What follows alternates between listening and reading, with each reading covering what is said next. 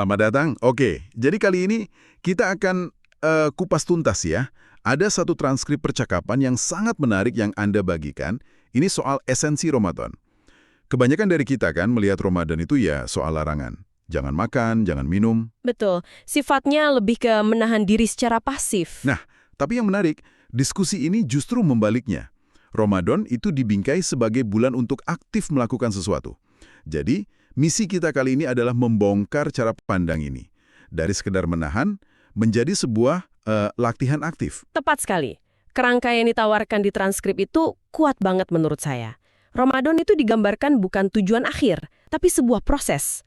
Semacam, ya, pusat pelatihan tahunan gitu. Pusat pelatihan, oke. Tujuannya bukan cuma lulus, tapi untuk membangun otot spiritual dan sosial yang bisa kita pakai terus sepanjang tahun. Jadi, itu lensa yang akan kita gunakan. Oke, menarik. Mari kita mulai dari ide dasarnya, soal refleksi diri. Di percakapan itu, ini disebut sebagai esensi puasa. Jadi lebih dari sekedar nahan lapar. Tapi, apa ini cuma merenung aja atau ada yang lebih aktif? Jauh lebih aktif. Teks itu menggambarkannya hampir seperti melakukan audit pribadi. Audit pribadi. Iya. Coba bayangkan ada dua kolom gitu. Satu untuk hubungan dengan Tuhan, satu lagi hubungan dengan sesama manusia. Tujuannya bukan cuma untuk melihat, tapi untuk menemukan hal-hal spesifik yang bisa diperbaiki dan langsung ditindaklanjuti. Jadi bukan perenungan pasif, ini evaluasi yang berorientasi pada tindakan. Wah, itu poin yang menarik banget. Jadi sumber ini berargumen kalau kita tidak bisa benar-benar berhasil di bagian spiritual. Kalau bagian sosialnya diabaikan, betul. Keduanya saling terkait erat ya, bukan dua hal terpisah. Tepat. Keduanya itu digambarkan kayak dua sisi mata uang yang sama. Memperbaiki hubungan dengan sesama, minta maaf, lebih sabar, lebih peduli, itu dianggap cerminan langsung dari kualitas hubungan spiritual seseorang. Jadi nggak mungkin ya kita klaim yang satu baik kalau yang lainnya, berantakan. Mustahil. Nah, gagasan audit aktif ini langsung membawa kita ke tantangan terbesar yang juga dibahas, konsistensi. Kita semua tahu kan polanya? Semangatnya membara di minggu pertama, habis itu, pelan-pelan meredup. Dan disitulah bisa dibilang letak kegagalan dari pelatihan ini. Percakapan itu menyoroti bahwa banyak orang memperlakukan Ramadan itu seperti lari sprint. Padahal seharusnya maraton ya. Betul. Solusi yang ditawarkan pun sangat pragmatis. Ditekankan di sana, kuncinya bukan melakukan banyak hal sekaligus. Tapi melakukan sedikit hal secara konsisten. Contohnya jelas sekali, baca Al-Quran beberapa halaman tapi setiap hari. Atau bersedekah sedikit tapi rutin. Jadi pesannya lebih kayak, jangan coba lari maraton di hari pertama.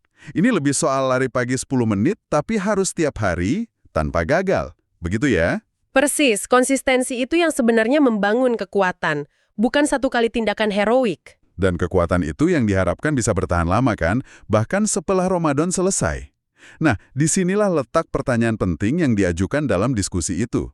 Bagaimana target yang realistis dan konsisten bisa jadi kunci perubahan yang permanen? Ini mengubah fokus dari apa yang saya lakukan di bulan Ramadan Menjadi, siapa saya setelah Ramadan. dan sepertinya disiplin pribadi ini punya jalur langsung ya, ke dampak sosial yang lebih besar.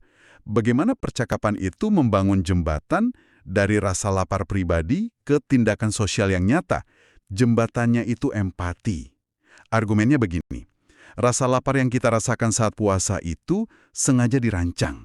Dirancang sebagai apa? Sebagai alat untuk, katakanlah, memprogram ulang otak sosial kita. Ini menggeser kita dari kondisi standar yang cenderung mikirin diri sendiri ke kondisi di mana kita aktif mikirin komunitas. Semacam riset tahunan di mana pengalaman fisiologis, yaitu rasa lapar, secara langsung memicu kesadaran sosial. Oh, jadi penderitaan pribadi saya saat nahan lapar itu bukan cuma buat saya, tapi bagian dari sebuah pemrograman ulang kolektif. Itu memberikan makna yang lebih dalam loh. Benar, peralihannya sangat jelas.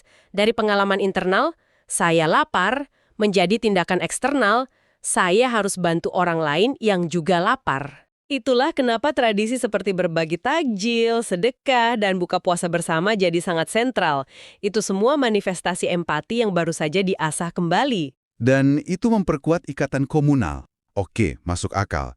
Singkatnya, dari semua yang kita bahas, Ramadan dalam sumber ini dilihat bukan sebagai rutinitas tahunan, melainkan sebuah periode pelatihan intensif untuk kesabaran, disiplin, dan empati yang mengubah pengalaman pribadi jadi kepedulian sosial. Dan dengan semangat itu, ada satu pemikiran penutup yang bisa Anda bawa dari diskusi ini. Percakapan tersebut kan berharap agar kebiasaan baik ini terus berlanjut.